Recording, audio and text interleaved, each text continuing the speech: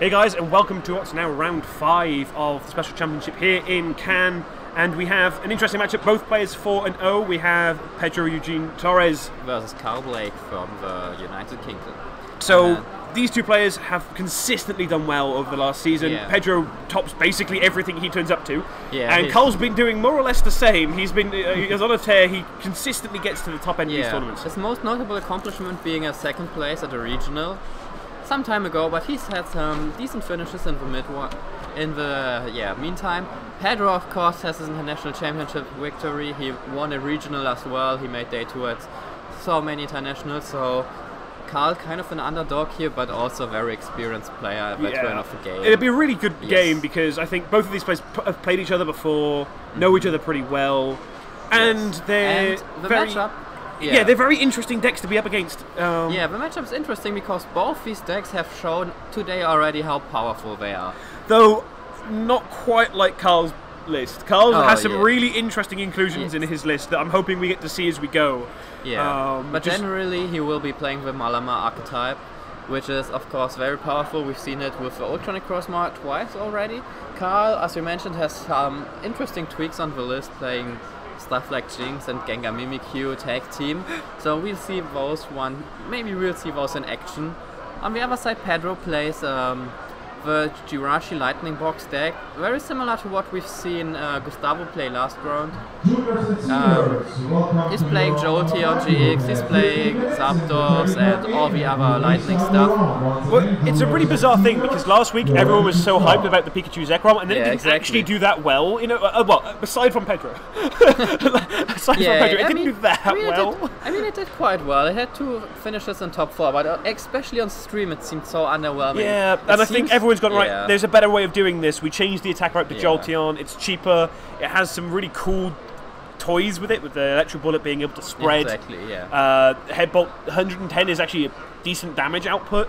Yeah, perhaps the Pikachu Zekrom turned out to be too much of a hit or miss strategy, or maybe it's too much on the radar and counter that people wanted to have something different. But yeah, the Pikachu Zekrom performed quite well in the end, but especially on stream the players seemed to run out of steam. They got usually crushed and countered by their opponents. So Pedro and Gustavo changing it up a little, playing the Jolteon version. And Karl will be going first. Yeah, it was Karl who won the coin flip, right? We see the Ultronic Crossmark in the active position, so it seems like he's playing. So he's playing the Ultronic Crossmark version as well. He's just added a few tech cards. Well, quite a few tech cards actually. Because previous lists we've seen for this would have things like 2 Giratina, 2 Ultronic Crossmark. He was only going down to 1 Giratina, and is now including a copy of the Gengar Mimikyu Tag Team GX, being able to kind of punish your opponent for having a lot of items and supporters in their hand, I believe. Yeah, I believe it's an easy counter to some tag teams because you can use Mimikyu to copy the attack of the Gengar. You can use Marshadow, to copy Gengar Mimikyu, and then you can hit like stuff like Pikachu, Zekrom, Zoroark, and others for weakness. But the other one that's going to be interesting, and I'm curious to see if he needs it in this matchup, purely because it seems like a really bizarre inclusion, is there's so we didn't know this, we had to look it up before the game, but there was a new Jinx released in Team Up, where for Psychic Colorless you basically put 10 damage somewhere on the board for each of your opponent's Pokemon. Yeah, I personally don't quite know why he's playing this. We've seen many decks, like we've seen Nico spreading with Tapu Koko against the Zapdos deck and being able to do that, but he doesn't play Tapu Koko, so we probably won't see much spread damage from him. But it is a way. Yeah, it can be a useful card, like placing 6 damage counters up to 6 in specific places can be the difference between knockouts and. Yeah, it can even bring you multiple prizes. Well, I think it's a kind of reaction to the rise of spread that we've seen today. Is very much a reaction to the amount of bench sitters in terms of Jirachis. Yeah, Karl's first turn has been insane. By the way. Yeah, Karl already has an amazing setup. He didn't have to use the Tapu Leles. He had a clean Lily in his hand. He already got 3 Inkai out. He got his Jirachi in the active position. So he got pretty much everything going he needs in his first turn. That's more or less the perfect turn. If he has a couple of ways of getting some energies into his card and then a load of Malamars, this is it. If he can keep it going in the next turns, this might turn into an amazing board. An interesting thing from Karl's side is that he opened with the Ultronic Crossma. Oftentimes we see players just going for Giratina in this matchup to not give up a 2-price attacker and to like just trade with tanky Giratinas for your opponent's Zapdos and to kind of gain an advantage this way in the trade. But Karl opening with Ultronic Crossma had no other option than putting down in GX, so it will be interesting to see if this hurts him. But of course he might just attack with it. We've seen Stefan play an Acerola, so it might... I don't think he plays any. No. So yeah, if he had them, it might even turn out to his advantage. Doesn't look like it though. But yeah. Meanwhile, Pedro also getting the Nest Ball for the Jirachi. I think that's basically the standard turn 1 play now, isn't it? It's Nest was just such a clean, good Pokemon search. Especially with Jirachi, it became so powerful because you get access to all this consistency thanks to it. And it also is a really nice way of basically going, right, okay, we can set ourselves up without having to use any resources, and it's just it's basically like playing extra copies of all of your basics. And here we see Pedro going for this Absol. This card is often used to disrupt those Jirachi engines, and it's especially against those Malamar decks popular, because they are those Malamar decks can be so devastating. They're just so powerful once they get going, and once they have this free retreat. So people like to use this Absol to just have something to to stop them in their tracks, to just slow them down a little bit, to make sure they need their switching cards or their Guzmas. They can't just play a support and do whatever they want from their board. It is a way that people are going, right, Jirachi's a really good card. Yeah, we have to find a way of dealing with this. And yeah, Pedro going for a switch, Jirachi and a Lily. A Lily is quite good here. It allows him to take a knockout if he draws into an escape board or a switching card, which doesn't look like. No, that looks the way he split his hand into 2 piles of 4 and looked at those. That was like neither of these are good. Yeah, so he doesn't get the knockout on the Jirachi. However, thankfully he has this Absol. So I think I see double Malamar in hand. Oh, well, that would be... no, I think it's only single. Yeah, there's definitely one. I think the other one's an Ultronic Crossma, might be more. Let's see what this Jirachi gets him. Anyways, if Karl is able to attack this turn, he would take the first prize and taking a big lead already. But it also kind of forces Pedro into an awkward situation because he doesn't want to promote the Absol because that can't be retreated easily, and promoting the Zapdos means that he can't actually use it. So if he can take the knockout on the Jirachi here, Pedro's kind of stuck for options into his next turn. Yeah, but he would pretty sure just promote the Absol and use a Guzma or something like that. I think he did have a Guzma in hand. Yeah. So we actually see the escape board go to one of the Malamar. Yeah. To the Inkay. Yeah, the Jirachi right now doesn't really benefit from the escape board. So I guess he just wants it on Malamar to later on not get stuck with it. It doesn't really matter that much, but... yeah, as long as the Absol isn't... Actually, the energy on the Jirachi, the escape board on the Jirachi might be useful. I mean, he can still retreat it manually for 1 energy, and as he has 2 Inkay and a Malamar, he might want to like put on 3 Malamar and accelerate this way and then use his manual attachment for retreat. Now this way he will need a switching card to retreat his Pokemon. So Karl's actually opted for 2 escape board, 2 switch, as we saw earlier on, I think from Joe, playing the same line in his deck. In fact, most people have opted for that. Some people like an escape rope as well. Kind of puts your opponent under some pressure. Yeah, the skateboard counts are like, you might expect a high amount of escape board because it's just so good with Jirachi, but Jirachi being just so strong means that most people play Absol anyways. So people just cut down on the escape ropes to like 3 or 2 usually and play a higher amount of switching cards instead, like switch, escape rope.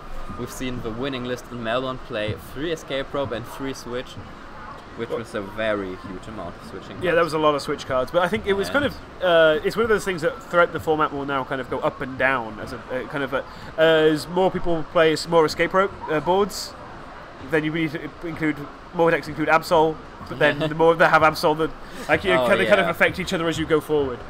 And yeah, Karl wasn't able to find a switch, so he just has to pad with his Jirachi, and Pedro once again gets the opportunity to go ahead in the prize trade, which would be very important for him. Yep. Also, his Jirachi, take out his Malamar, Jirachi, right? He can take a knockout on the Inkay for sure. He can also Guzma up the Ultra Cosmo or just take a knockout on the Jirachi, however he wants. I'm pretty sure there was a Guzma in this top 5 card, so he might pick that if he doesn't already have one. Most Zapdos decks really love to use Guzma. But it is a case of they use all 4 of their Guzmas every game. Yeah. Some decks are like, well, we can get by on using 2 or 3 to hit the knockouts, but every single turn they're trying to switch and take out something on the bench. Exactly. On the other hand, Pedro might opt to not use the Guzma, instead just take a knockout on the Jirachi if he can, because he will want to use his Guzmas later on, right? So he might want to conserve them. Right now he has the opportunity to take an easy knockout on a Jirachi. He does have one Electro Power, so we're up to 110 already. Yeah, he opts to... Oh! Oh, wow! Okay. And so it turns out if you play Jolteon, you just have triple Electro Power in your hand. This is the second time we've seen this. Those two seem to go hand in hand, and we see Pedro take a crazy knockout, 4 damage modifiers, his Zapdos attacking for 200 damage, and Pedro is now 2 prizes ahead against I'm pretty Karl. sure I saw Pedro say, sorry, boom. That was a pretty aggressive turn. If you ever need to draw some Electro Powers, you need to play Zapdos, Jirachi, and Jolteon. Yeah, only if you have all of these can you have 3 Electro Powers. Certainly. Also, Pedro put down the Zera Aura, so showing that he has no intention of playing the straight non-GX line in this matchup. He's willing to put down GX and go for those. But I think he can afford to do that because of that single knockout. Yeah. Because he now goes 2 prizes ahead on the first knockout of the game. It means that even if Karl is able to respond and take a 2-prize knockout of his own, he then takes another 1 and another 1, and he still kind of stays ahead. So that's actually a really big thing for him. It gives him the freedom to use the Zeraora with a very similar ability to the old Darkrai EX. Yeah. Basically giving you free retreat on everything with the Lightning Energy is super beneficial, but it also has a kind of useful second attack. Its GX attack of accelerating energy. In this matchup, yes, you'd probably want to use Jolteon most of the time. Yeah, however, Pedro doesn't really play high energy attackers. Like, he only plays with Zapdos, he plays with Jolteon, so it's 1 or 2 energies. So he probably doesn't require that much energy acceleration, but yeah, the normal attack of Zeraora deals 160 damage for 3 energies. So this might come in handy as well. Like, he already has 1 energy, he can attach another and use Tapu Koko. Well, it is also the only way he can currently directly KO a Giratina in the active position. Yeah, it could get very useful. And yeah, he can use it to knock out an Ultra Necrozma as well if Karl opts to go for that again. However, I think in Karl's position, Karl doesn't want to use more GX right now because the Zeraora is just a big threat. And this is really bad for Karl. It just stays stuck. He again got no attack going, so Pedro has the opportunity to go 3 prizes ahead. He has the ability of the Zeraora, using it to retreat the Zapdos into Jirachi, using the ability. He will most likely get a switching card this turn and take another knockout with the Zapdos, going up 3 prizes. So something that happens as well when you play Jirachi is over the course of several turns, you're not always taking a card you want to draw that turn and use that turn. Yeah. Which means that you can actually build up a fairly substantial hand size, which then means that you get to turns later on down the line where you have a lot of flexibility with how you want to make the turn. Which is something that we normally see from Zoroark GX with its trade, but actually it's not as useful. Like, it's actually just happens here without having to burn your own resources, because you're not having to discard things. So you can just keep ticking away and grabbing a card at a time. Jirachi is just so versatile and so good. Usually we are used to seeing Jirachi in a way of decks that live in the moment, right? They used to a new Zapdos, a new energy every turn. But yeah, Pedro showing, I'm just taking I need to switch my Zapdos anyways. I'm just going to retreat it, get an extra card from the Jirachi. Make sure that I have a Cynthia for next turn, make sure that I have less cards in my deck so I drop better cards, and yeah, he's just using it to his advantage. And he also got a second energy on his Zeraora, so he's 3 prizes up, and he has this big Zeraora threat that can one-shot any GX Pokemon where it hits Karl's field. And since the deck is aiming to do a lot of switching anyway, with its high switch, escape ropes and Guzma counts, actually having the Zeraora's drawback for its big attack is actually not a drawback, because you're probably able to switch it back out anyway. Yeah, it's pretty irrelevant. It's actually something that we've seen, like, for a lot of decks that have that as a drawback. There are so many ways around it that it becomes just... the text doesn't really matter. Yeah. It just says do 160. And yeah, we see Karl discarding the Gengar Mimikyu with his Viridian Forest. He doesn't play any Acerola, otherwise the Gengar might be interesting to like use it, because with his 240 HP and 3 Electro Power on Pedro's side gone, it could tank a hit from anything basically, because Pedro can reach 220 maximum with Zeraora, and then Acerola it to like kind of try to come back into the game. But yeah, he doesn't play Acerola, so this option is not available to him. On the other hand, he will probably hope to take knockouts and have Pedro stumble, otherwise this game's looking very, very grim for him. I think he's taking the Beast Ring here, so that means he must have a way 2 and Ultra Necrozma. Yeah, his hand doesn't look amazing. I think it's 2 switch and... Okay, he's taking a Lily. Okay, I think that makes more sense. If there was no real way of mapping his turn to make sure he got that and guaranteed a 2-prize knockout, because if he doesn't, then Pedro is almost guaranteed to be able to go attach knockout. Yeah. He also has a Nest Ball, he has a Guzma in his hand. Okay, so we could have reached it then with the Beast Ring. He could go for a knockout on the Zeraora this turn if he wants to. He has a Nest Ball, so he can get an Ultra Necrozma. Oh, he actually used the Viridian already. I'm not sure if he took him. If he has Metal Energy in his hand. He does. He has the Metal Energy there as well, I think. So if he has it all there, energy, he's probably going for the knockout on the Zeraora. He has the Guzma. He has double Malamar. He has the Metal. Mars Shadow, of course, weakness. This way he can guarantee it without having to have the extra attachment. Otherwise, he was actually, I think, 1 energy short. Yeah. And this way he can Metal, double Psychic, Guzma, take 2 prize cards, and just kind of get back into the game. He knows that it's unlikely Pedro is able to respond straight away, because he's just used triple plus power. He would need an extra one at some stage to take the KOs. And yeah, he only plays a single Giratina, so it's priced. Yep. So yeah, he will either copy the Ultra... He will probably just copy the Ultra Necrozma here, but... Yeah. He might as well use. He might use the Gengar Mimikyu as well. Those are the 2 attackers he has available. One of those is more fun. I know which I'd be going for if we were going for style points. So really interesting to see just how quickly this game is kind of developing. Yeah, like those decks are both very aggressive, and Karl's Karl probably. He had double switch. Okay, never mind. So now he's just able to go, right, I'm taking all of these things. So yeah. And now we see Gengar Mimikyu, so show the trainers. And yeah, he's just using Poltergeist. So that's... it's weakness. Times. Okay, yeah, it's weakness, it's fine. Yeah, that would have been awkward. I thought it was 30 times, because the old Poltergeist on Gengar was just 30 times. But of course, this is a tag team, this is an upgraded version. So yeah, it's gonna do 300 damage thanks to weakness, and taking a knockout on the Zeraora. And that really does now mean that Pedro has to find a way of KOing this Mimikyu, or at least dumping a load of supporters and items out of his hands. But the Mars Shadow is a GX, so Pedro can afford to 2-shot it. He might even be able to 1-shot it. No, actually he can't, except if he gets like... He needs Switch and Electro Power, right? No, that's still short. He would need that 2 Electro Power, he only has 1 left, but he can still use like Jolteon and Tapu Koko Prism or Thunder Mountain to charge up a second attack and have Choice Burn and his last Electro Power. But it seems extremely unlikely at this point. Yeah, but I think Pedro is fine with just taking a 2-shot. Thunder Mounted. He might be afraid though, because Acerola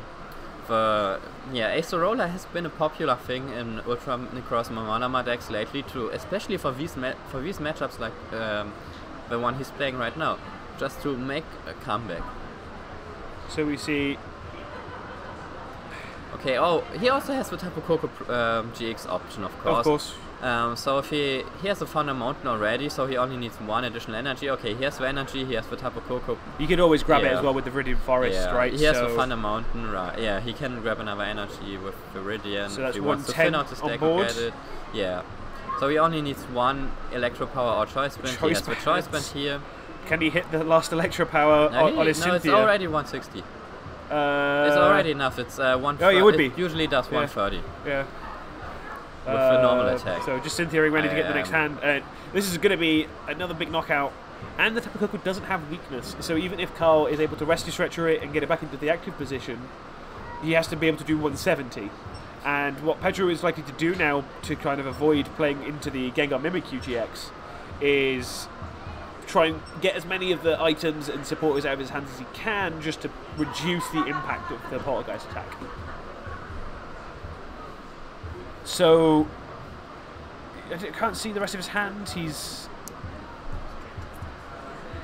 okay. So he's Ultra Balled, so he can get the Tapu Koko, so he can set up more attackers, I believe. Yeah, this also puts this puts more energies on Pedro's field. He already has a huge lead. He's basically thinking right now, okay, how can I still lose this game? I'm winning pretty hard, so thinking about what are his loss conditions, trying to avoid those, making sure that Karl won't take this game.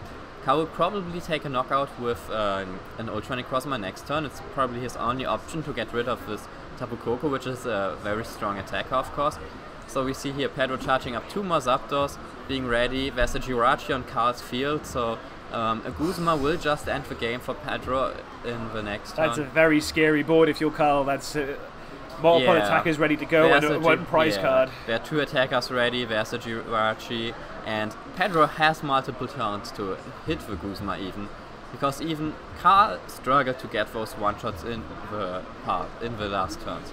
Like, he couldn't really get going, he didn't draw his switching cards, he suffered severely because of his Absol, having his Jirachi stuck active for multiple turns, even doing stuff like attaching the escape board to an in-carry because it seemed useless on the Jirachi, and it's just looking rough for him. It's always tricky because whilst the deck is super consistent and does run really cleanly, occasionally I'll just get a little bit stuck of I need to move my Jirachi or I need to get an attacker here to be able to do something.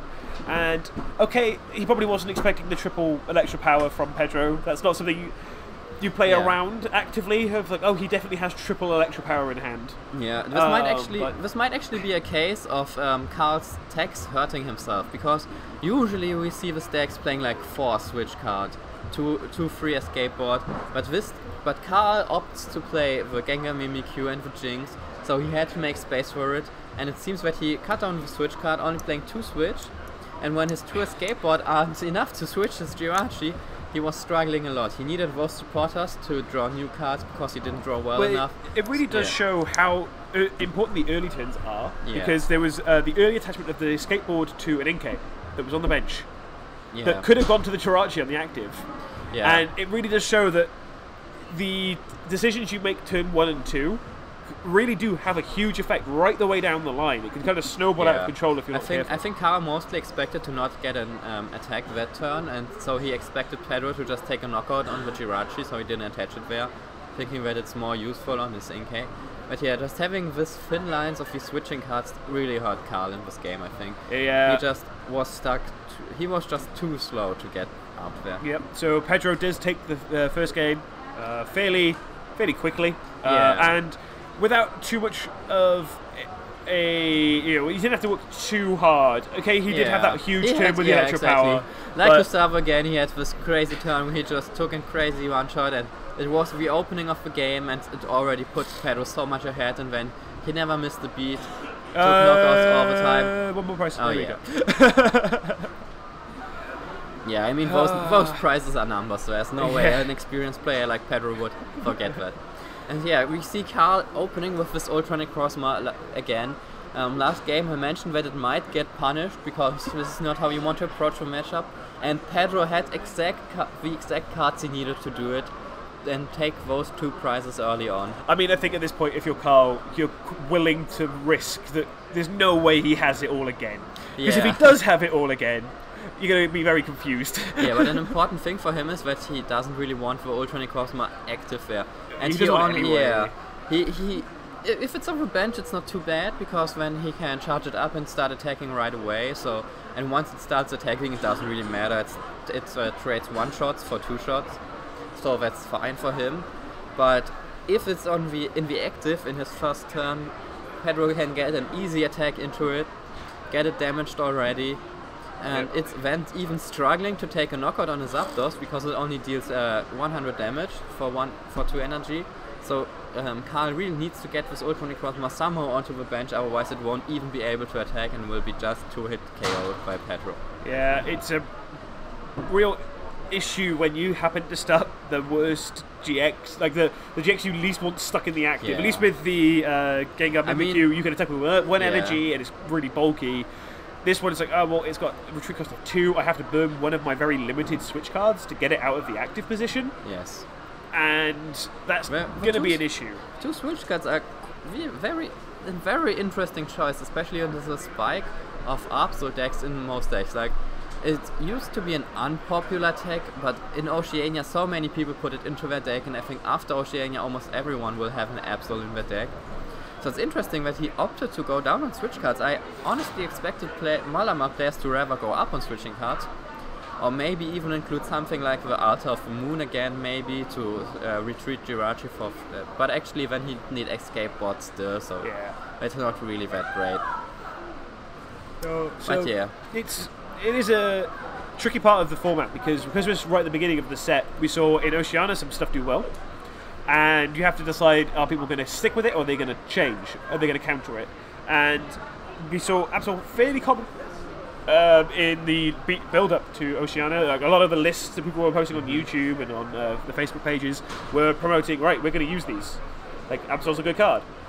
And then we saw it and it was popular, so guessing that it wasn't going to be is always a risky one because it now looks like you're either playing Jirachi or you're playing Absol to beat Jirachi. Yeah. So we see Pedro take his first turn.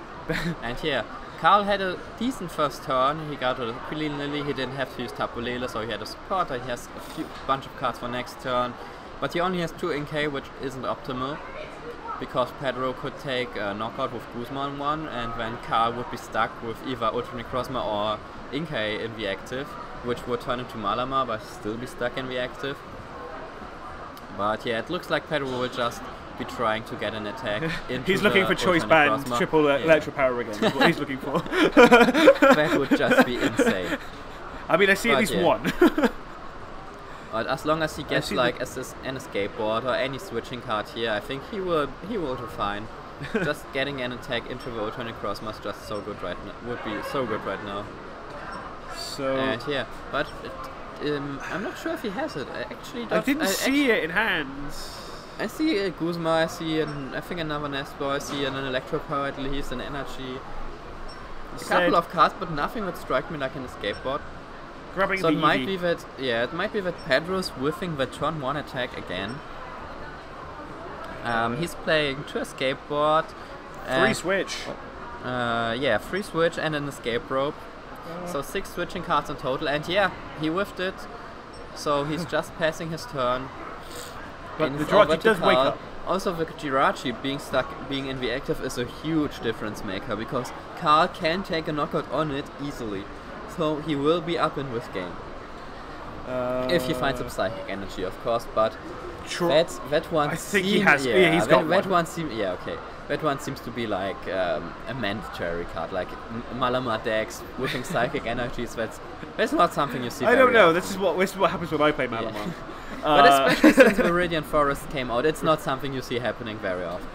So he has Mysterious Treasure, he has Viridian Forest, he has Psychic Energy already in hand, so this is almost guaranteed to be able to put multiple energy in the discard pile. This is interesting sequencing. We oftentimes see players, actually it doesn't matter much, but we oftentimes see players doing stuff like Viridian Forest, discard an energy and get a number 1, so just to make sure they have these energies in the discard pile to get them accelerated, but right now, it doesn't really matter.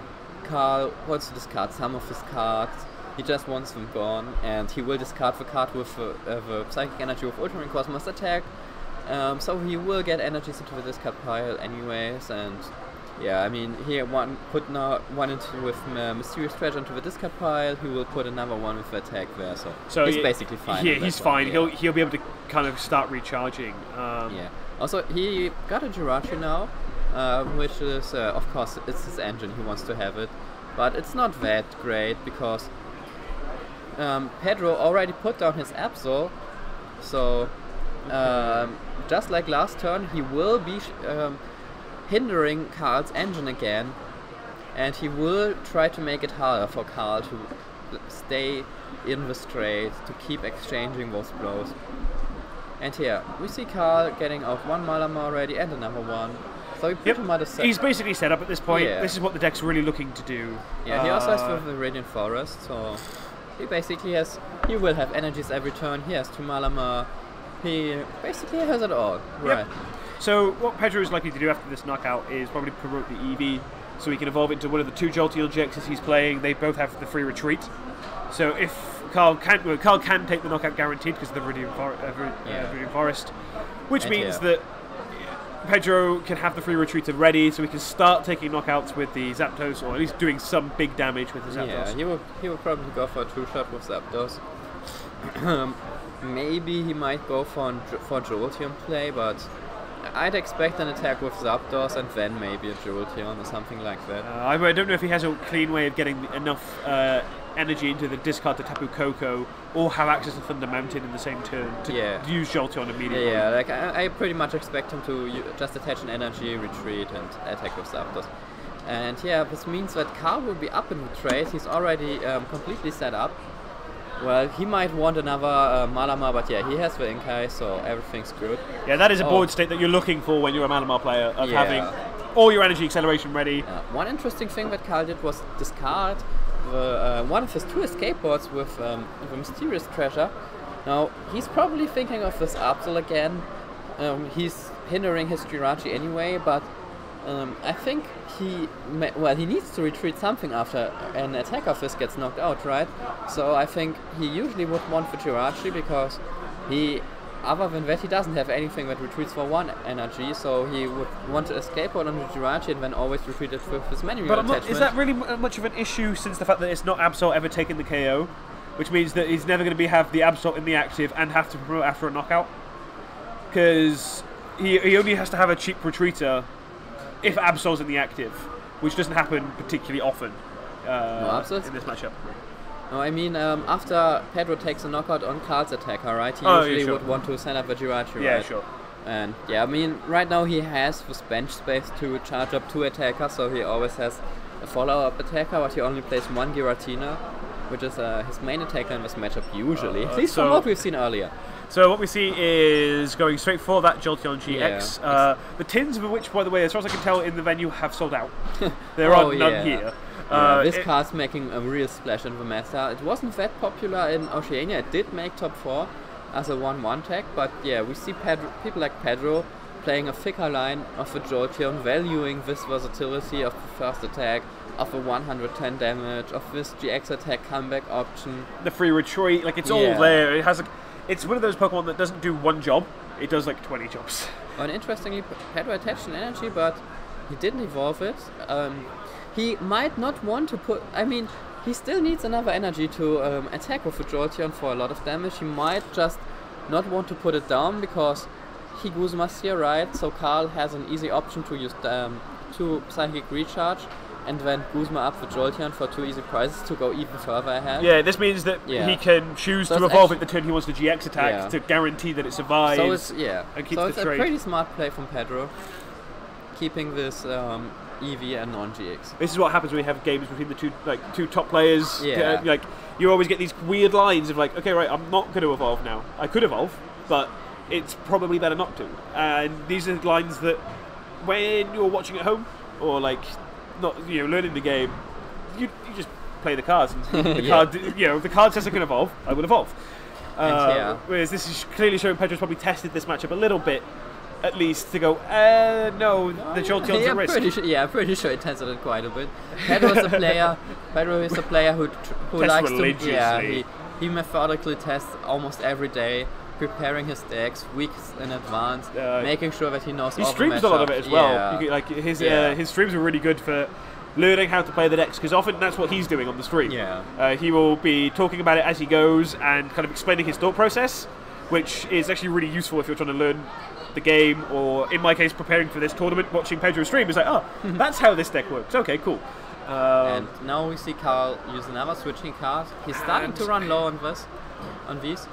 And yeah, he we have an interesting constellation because this Ultra Crossman now has a Metal Energy, a Psychic Energy, and a Beast Energy, which is all 3 different energies that are on Karl's deck. It's like, okay, I play some energy, yes. So this would be a knockout, I believe. It's discard all Psychic, I believe. Yeah, because I was just checking it because we had a Rayquaza X a while ago, which had a similar attack, but it was like lightning. Discard as many, right? Yeah, no, it was all, but you could choose the type. Like it's sure, yeah, so sure. Yeah, so I wanted to see if we can discard the metal or the psychic. No, it's only the psychic, but it has to be the all psychic. of them. Yeah. So the metal energy on this Ultronic Crossman is basically useless now. But yeah, he just wants this extra damage. He wants to make sure that he only needs 1 energy to take a knockout on a Zapdos. Which is a big deal. It makes the 110 a lot more awkward. The card designs in this game are really good at making the cards that are really good always seem to have exactly 10 HP more than the most common attacker. Like when Zorok was the most common, having 130 HP was the Holy Grail. So we see the Giratina line. I like this because it also says if I have a GX attack, I'm taking multiple prizes. Yeah. So now Pedro wants to slowly evolve his Eevee, just to make. I mean, he will evolve it eventually and make sure that it doesn't get knocked out by Ultronic Crossman's GX attack. Also, as we see, Karl is charging up a second attack on his bench. He went through quite a lot of switching cards. So he's starting to make sure that he has this backup attacker on his bench already, so that he doesn't need a free treater. It's a big deal of making sure that you can constantly stream the pressure. If you, the format we're in now is you miss a beat, and it's genuinely just the one. Yeah. You probably lose the game. Yeah, because most decks are so quick and so consistent. They are just so fast, so aggressive. That Take it just prizes becomes every turn. And now I'm almost expecting a crazy electro power choice band combination again. I already see 1 in Pedro's hand. I think it's just the 1. So. It's 110 base, right, for the GX attack? So he would need 3 damage modifiers. So there's 1. Oh, 1, 2. Just needs 1 more. He's going to leave it in play to make it a bit easier to track, which I appreciate. He hasn't used the supporter for his turn yet. He's just trying to work out if he But it doesn't look like he has anything all too great in his hand. He actually plays, interestingly, 4 Faulkner. He's been a very big fan of this card going into Oceania. He played 3 in his Pikachu Zekrom variation there, and he upped the count to 4, valuing this 1 item search so highly. And if he has 1 here, it would give him the knockout. It is, well, unfortunately he's had to use the support otherwise, but it's Volkner is one of those cards that has always been an interesting one because people draw the comparison with Skylight a lot. Yeah. Because half of its effect is exactly that. I don't see the damage modifier in that hand. Yeah, I don't think there's one either. Oh, there's a Faulkner, but Volkner too late. Yeah. Still, the GX attack here is fine because it means that he's exactly 30 damage short. Yeah, which means that he can use the first attack for Electro Bullet to take the knockout on the benched one later on. And if he then finds double modifier, he can take out something else with it. So he probably... Oh, okay. Interestingly, he switches into Jirachi, so he probably... Does he have a switch card? I'm pretty sure he has, otherwise this play would be rather weird. Okay. Oh, we got it. Yeah, he does it so quickly, he has to have the switch card. Right, otherwise his option would have been to just use the GX attack, do 170, I believe. Yeah, 170, and then try to get a double Electro Power and Guzma on a Malamar next turn to take a free prize turn. But yeah, this is perfect for him. He finds double Electro Power. Yes, so he will be able to hit 200 damage onto this Ultronic Crossman, knocking it out with the GX attack, and this way taking the lead in the prize trade again after being behind a bit. So he has the option to GX attack, I believe. He doesn't really... I don't think he had to use the GX attack there because it's so unlikely Karl can actually get a response KO. Yeah, but it's Pedro, worth doing anyway. Yeah, Pedro doesn't know the switching card count of cards. So if I were Pedro, I would probably be expecting like 4 switching cards at least. maybe even 5. But okay, the escape ropes wouldn't matter, but I would expect like 3 or 4 switches in particular, and Karl already has 3 Malamar, he has a Viridian Forest, so it wouldn't be surprising to see just an Ultronic Crossmar, Viridian for the energy, attach 3 energies with Malamar, get a switch, take a knockout. So yeah, the GX attack's just the safe way here. Yeah, and it's also like, it's one of those things, you mentioned it earlier on, when you're going ahead in the game and you realise that your board state is better than your opponent's, you stop thinking about how do I win, and it's how can I not lose. Yeah, exactly. And you have to switch gear going, right, I don't want to be reckless and throw this game away by making a mistake and making a risk I don't need to take. Here we can just dictate the pace of play in terms of, right, he can't respond here.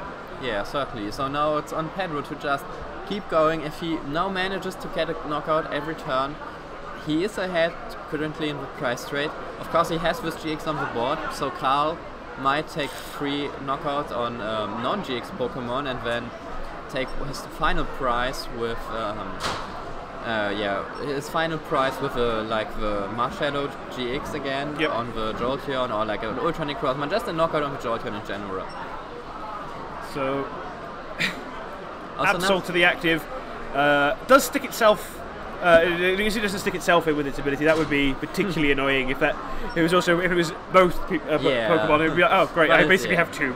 Yeah, but it's just the opponent, and yeah, taking this knockout here, it doesn't really matter that much. I think Karl still has probably a Jirachi and an escape board left, but he doesn't have it in play, so it won't help him immediately. But he just wants this disruptive aspect gone, and of course. Pedro has a Jirachi with 10 damage on the board and an Eevee, so he might get Ultronic Crossmar's GX attack going, take 2 prizes that way. So I think here he's actually making a play to consider grabbing the Metal Energy with the Viridian Forest so that he can. So if Pedro cannot take a knockout, he has the ability to. We're on 6 prize cards. So if Pedro misses the knockout this turn, it means that he can then use the GX attack, take out the Jirachi and the Eevee currently on the bench. So there is a consideration that maybe he can push forward this way and at least claw a few prizes back in that direction. You know, it's interesting to see how Pedro will choose to take his last prizes. He has a lot of options available. Okay. He's attaching an energy to evolve his Eevee, so he doesn't want to. So he doesn't want this to see this GX attack. He doesn't want Karl to take 2 prizes that way, but he will use GX attackers, so Ultronic Crossmar can of course just take prizes with its normal attack, knock out those GX, and he would be in the advantage in the long run. Pedro already used up half his damage modifiers, so it's hard to say if he will be able to take another knockout. I think he's beyond half, isn't he, as well? I think he might be genuinely down to his last Electro Power or something at this point. Oh, has he used any earlier already? No, but I think he used the Choice Band earlier. So he's still running out of modifiers, which is he's getting to the point where it's going to be running low. Yeah, it's going to get harder and harder for him to keep taking these knockouts. He won't be able to take a knockout on the Giratina unless he uses an Electro Power, or if he Guzmas a Malamar. So there is also the argument to use the Electro, but just like basically if he can get a Malamar on the active, just hit for 30. Put 30 on the Giratina, it means that he can find 2 prize cards easier later if he needs them. Yeah, certainly. So there is another Electro Power. He has an Electro Power, might just go off on the knockout on the Giratina. Seeing that Karl has been struggling to get those attackers streaming because he doesn't have too many switching cards, so just thinking, yeah, I'm going to take this attacker off the board. You have your Malamar, you can get the Giratina back easily, but it will be sitting on your bench, so it will be hard for you to get it active, but no. He just Guzmas, takes out a Malamar, and basically limits Karl's acceleration. This is of course pretty important as well, because with only 2 Malamar, the Ultronic Crossmar of Karl will only be able to deal 180 damage with Malamar, 2 Malamar and his manual attachment, so he would need a choice one as well to take a knockout on Jolteon. Yeah, that's a good point. Yeah, he's actually just shy otherwise. Yeah, and using a Marshadow, of course, is very suboptimal for him. Because it's so easy to KO. Exactly. Just a choice when and an Electro Power. Pedro has shown that he already has one, so he would almost have the knockout there. Yep. It would be pretty easy for him. Yeah, so it turns out that it looks like the better electric attacker here is a stage 1, not a basic, and does less damage than the Pikachu Zekrom does, but it does have free retreat, which is particularly useful. Yeah, the optimal line of play, like what Karl wants to have here, is a Guzma on the Jirachi, so that he goes down to 2 prizes, and then he can somehow take his last 2 prizes with a Marshadow probably on one of the Jolteon. He did draw the Jinx, which... Yeah, it's nice to see he's including, but it's not particularly helpful in this, I don't think. Oh yeah, it only deals 1 per Pokemon in your opponent. He only has 3, so exactly, so it's just 30. It's not a default 60. No. And he sends up his Giratina, so he probably doesn't have the Guzma he needs. So, yeah, it's like, right, okay, you're not playing a bench Pokemon, I'm getting rid of this. So this will be very tough for Karl. This looks very good for Pedro now. So Pedro didn't even know this card existed, and is now reading it, and he'd inadvertently already played around it. Yeah, it's like so it's the new Jinx from Team Up. Mysterious Dance for each of your opponent's Pokemon in play. You put bench Pokemon. You put 10. You put 1 damage counter anywhere you like. Yeah. Oh yeah, so it can deal up to 50 damage. Yep. But yeah. So it can be a useful card, but it's not the strongest card by any means. No wonder Pedro doesn't know it. And yeah, it will be hard for Karl to come back into this game. Pedro still has the resources he needs. He has 2 attackers on his board. There's the Viridian Forest. He will never with energies again. The only stadium that could replace this is the Thunder Mountain, but that's just even more energies for Pedro. He still has the Tapu Koko to take knockouts with this. So it's all looking in Pedro's favor. So, both searching through. It's Giratina. It's really hard. It's really hard to tell what Karl will do to have an option to come back here. His Marshadow is also priced, so that is not an option. Oh, he will be going for the Gengar Mimikyu. Okay, so he's going for that option to hope that this high amount of HP will be enough. But also, with Poltergeist Online, he could... Pedro has a pretty big hand. Yeah, there could easily be enough things in this hand. 50 times, there's easily a good chance of a knockout to even things up. Exactly. So it's exactly 200, so it's enough. The Jolteon will be knocked out, and we see the strength of these tag team Pokemon. So this Gengar Mimikyu is actually allowing Karl to make a comeback here. But Pedro over there was like, right, I'm just going to promote the Jirachi. I think, like, he's going to work out if he wants to promote the Jirachi or if he wants to promote the Jolteon here, because he already has the one. He has the electric power, but there's no way of taking the 2 prizes. So I think this is going to go to a game 3. Yeah, like, of course he can play down his Pokemon. Karl didn't have a Guzma last turn, probably. Otherwise, he probably would have gone for the safe play to Guzma with Jirachi. Yeah. Have no way to lose and then take the knockout next turn. So he had to go for the risky tag team attack, hoping that Pedro had 4 trainers in his hand. And Pedro now can expect Karl to not have a Guzma, so he might want to, I don't know, he has different options. He could Guzma up a Malamar, play Electro Power, use Jolteon's first attack, put 30 on the other. But he really has to burn all of his, he has to make sure he doesn't end this turn with and he can, items. Yeah. It would burn away a Guzma and an Electro Power, so that would be 2 trainers gone. But yeah, I don't think he had a Guzma in his hand, and also, yeah, I mean, he will probably just play down his trainers and then attack with Gengar, forcing Karl to retreat it, and attack with the Giratina again, and then it will be on Pedro to find a Guzma for the game. Yep. Alternatively, of course, if Karl has a Guzma this turn, next turn, he can power up the Giratina, take a knockout on the Jirachi, even out the series, and probably earn himself a tie here.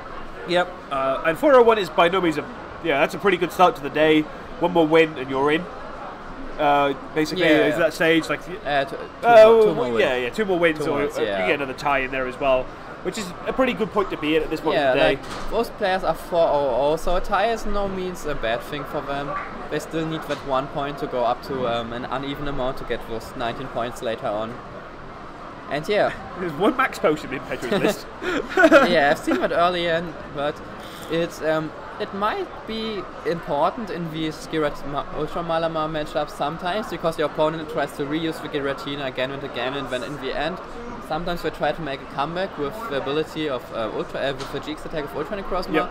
So maybe if the opponent tries to soften up an Arbsol or something, you could use the Max Potion for that.